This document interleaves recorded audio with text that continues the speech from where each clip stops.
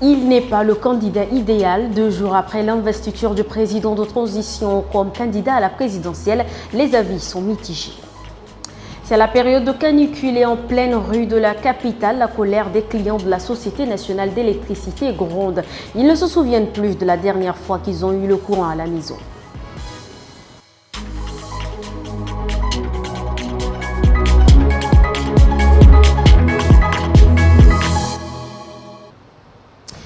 Lundi 4 mars 2024, chers téléspectateurs, bonsoir et bienvenue si vous nous rejoignez pour le 19h45. Le mouvement patriotique du salut, ex-parti au pouvoir sous Idriss Déby père, a investi le président de transition samedi 3 mars comme son candidat à la prochaine élection présidentielle. Pas de débat dans la salle, aucun vote organisé. Le choix de Mahamad Idriss Déby comme candidat a été opéré en amont par un comité d'organisation constitué des caciques de l'ancien parti au pouvoir. Yenaoudoum Cynthia sur le récit de Sonda Kabdala. Au bout du suspense, Mahamad Idriss Déby Itno, candidat désigné de la coalition Tchad Uni, confirme sa candidature. Moi, Mahamad Idriss Déby Itno, je suis candidat à l'élection présidentielle de 2024 sous la bannière de la coalition pour un Tchad uni. Ce militaire, à la tête du Tchad depuis le 21 avril 2021, suite à la mort du président Idriss Déby Itno, avait maintenu le flou sur sa candidature à la présidentielle jusqu'à la date du 2 mars. Et au lendemain de sa confirmation, c'est la joie dans les rangs de ses partisans. C'est pour la première fois dans l'histoire politique de notre pays, tous ces partis politiques qui mettent ensemble pour désigner un seul homme pour lui présenter aux élections présidentielles. Et je pense que c'est quelque chose de formidable et c'est quelque chose tout son sens. Et si tous ces partis politiques et le reste des Tchadiens qui font confiance à son candidature, je pense que parce qu'il incarne l'unité nationale, il incarne la paix, il incarne tous ces valeurs républicaines-là. C'est au vu de ça, tout ça là, les gens ont fait confiance en lui. Cette élection est prévue le 6 mai. Pour l'instant, le candidat de la coalition Tchad Uni, qui regroupe plus de 200 partis politiques, est l'un des premiers à se déclarer candidat à cette échéance post-transition. Au début de la transition, les militaires ont promis de remettre le pouvoir aux civils à la sortie du processus. En tant que président de transition et général de l'armée, Mahamad Idriss Déby est-il le candidat idéal? Une question que tente de répondre Adelph Mbaye-Ndangora, qui est politologue.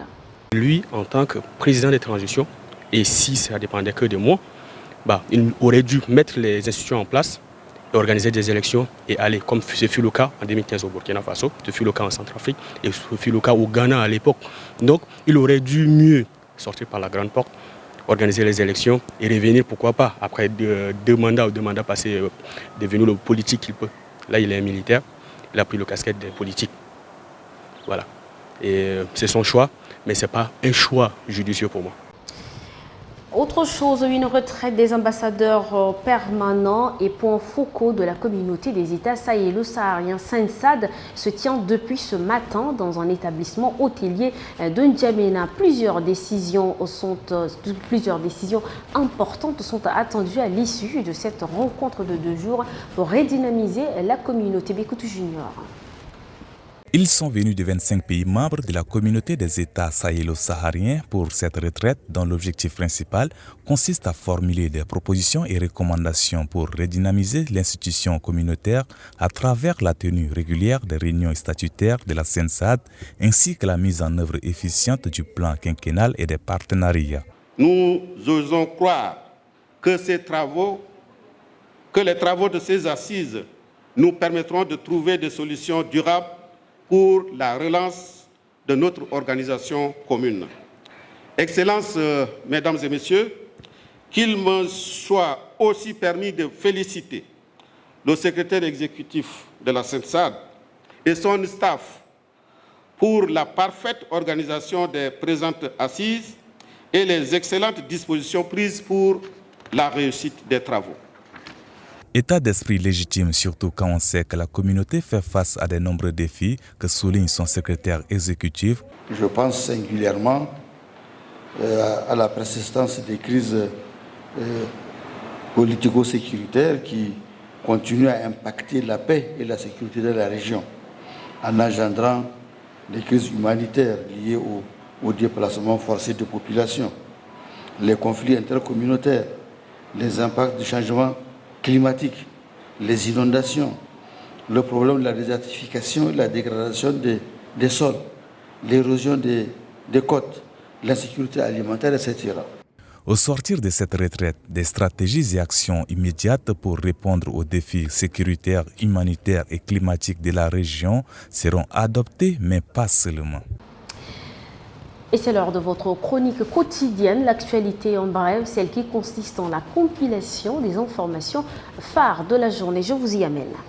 Profitant de sa participation aux travaux du forum diplomatique d'Antalya en Turquie, le ministre d'État, ministre des Affaires étrangères et des Tchadiens de l'étranger, l'ambassadeur Mahamat Saleh Anadif, a eu une rencontre avec le président du Conseil de l'enseignement supérieur, le professeur Erol Osvat. Pendant leur rencontre, ils ont discuté de la formation des jeunes étudiants tchadiens dans divers domaines. Les deux parties se sont également engagées à collaborer pour résoudre les difficultés auxquelles sont confrontés les étudiants tchadiens en Turquie. Cette rencontre a également été l'occasion pour le chef de la diplomatie tchadienne de saluer la République de Turquie qui accueille plus de 3000 étudiants tchadiens, dont la majorité bénéficie de bourses d'études. Au second point de cette actualité, des militants du parti Action pour la République, la démocratie et le développement de la province du Lac se sont ralliés au mouvement patriotique du salut, MPS. La cérémonie qui s'est déroulée à Bol, chef-lieu de la province du Lac, a été marquée par une grande mobilisation en présence d'Abdoulaye Mbodou Bami, membre du bureau politique national du MPS. Saluant cette ferveur, Abdoulaye Mbodou Bami affirme que ce ralliement est le fruit d'une large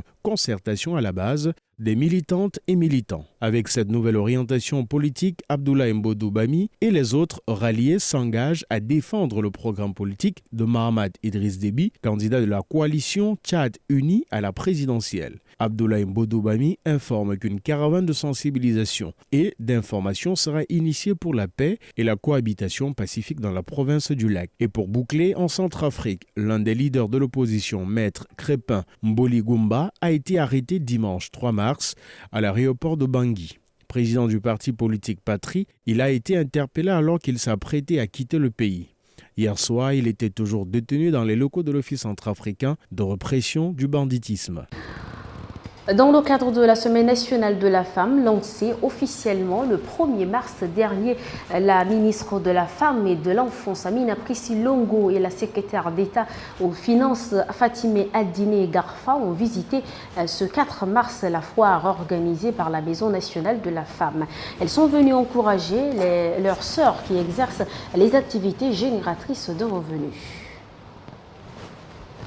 Comme vous le savez, la Semaine nationale de la femme rentre dans le cadre de la contribution de la femme au renforcement d'une gouvernance inclusive, l'économie portée par la femme tchadienne. Et à travers notre modeste présence ici, c'est encourager l'initiative des femmes. Vous avez vu qu'elles ont exposé leurs produits, qu'elles ont elles-mêmes transformés. C'est encourageant de voir qu'il y a des femmes braves, malgré les difficultés, continuent encore à développer leur résilience. En même temps, nous profitons de notre présence pour lancer un appel à la population pour venir découvrir le savoir de la femme tchadienne. Elles exposent, mais c'est difficile de vendre, simplement parce que le Tchadien ne veut pas consommer local. Pour aborder dans le même chapitre, le gouverneur de la province du Salamat, Abdoulaye Ibrahim Siam, a ouvert les travaux de la 2e édition du Forum des femmes vivant au milieu rural sur le thème « Rôle de la femme rurale dans les chaînes de valeur à l'ère de la 5e République ». Une rencontre de partage d'expériences à l'occasion de la Semaine nationale de la femme tchadienne, Sénafed Rassom Jumlila. Elles sont toutes des femmes rurales venues des 23 provinces que compte le pays pour participer à ce forum national. Le dit forum se veut un cadre de formation, de partage d'expériences pour l'autonomisation économique des femmes rurales.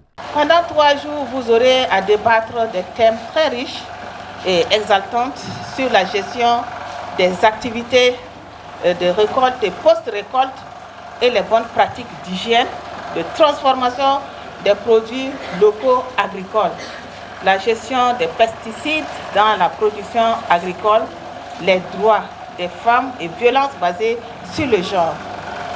J'ose croire que ces thèmes pourront renforcer vos capacités techniques et votre leadership dans la conduite de vos organisations et vos activités. Le gouverneur de la province du Salamat appelle les participantes à diagnostiquer les maux qui entravent l'éclosion des activités dans leur milieu. L'objectif assigné à cette journée est de mener des réflexions sur les stratégies et les actions à inciter sur l'autonomisation des femmes rurales à travers les activités agricoles et les activités génératrices de revenus. Cette assise de 3 jours est une occasion d'évaluer les recommandations du premier forum et tirer les leçons afin de proposer des perspectives pour l'avenir. Je l'annonçais, à N'Djamena, la coupure d'électricité répétitive devient un sérieux souci pour la population. Après l'augmentation des prix du carburant, l'électricité est devenue une denrée très rare pour certains ménages. Et c'est peu de le dire car les usagers sont mécontents et quelques-uns s'expriment au micro de Guémé Moussa. Ça fait à peu près 2 semaines qu'on n'a pas eu l'électricité pendant la journée.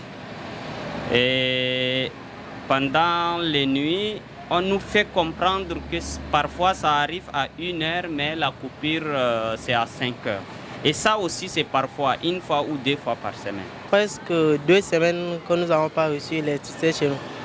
Donc je pense que c'est un truc anormal, que l'État doit essayer de trouver une solution à ça. Puisque à travers l'électricité que nous les autres, on charge nos batteries, les internets, les télé autres, on suit des informations sur ça. Il y a des frigos partout, les clims autres qu'on travaille ça. Une ville sans électricité, je ne pense pas que ça ne descend pas au Tchad. Bon, l'électricité, il faut le dire, en toute vérité, ça fait déjà 4 jours qu'on n'a pas l'électricité. Bon, hier nuit, on peut dire ce matin, ils ont amené l'électricité, je ne sais pas c'est pour faire quoi avec. À 4 heures, on amène l'électricité, on coupe à 7 heures. Vous-même, vous voyez. Donc, c'est pas la peine carrément l'électricité. Ouais. Bon, c'est vraiment lamentable pour un pays en voie de développement. Normalement, on est censé d'avoir l'électricité permanemment pour pouvoir effectuer nos travaux. Mais on se rend compte qu'il n'y a pas un changement. Ils crient sous les ondes de radio qu'il y en aura un changement, mais c'est les mêmes phénomènes qui reviennent.